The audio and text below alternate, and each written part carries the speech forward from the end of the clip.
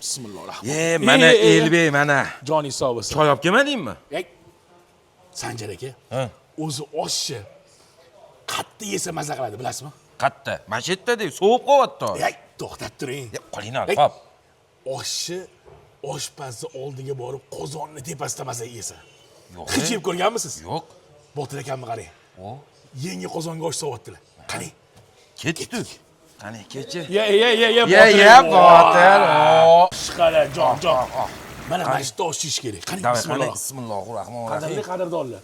Juda ko'pchilik kommentariyada Botir o'zi osh qilmayapti, oshi o'xshamabdi, choyi unaqa deb yozgandan ko'ra, gapiravering, osh yemasdan. Ular o'zingizga yeb ko'rmasanglar, ungacha kommentariy yozmanglar negativ. Manzilimizda madaniyatda Botir achchiq osh. Unutmanglar. O'sha eski Botir achchiq osh. Qani.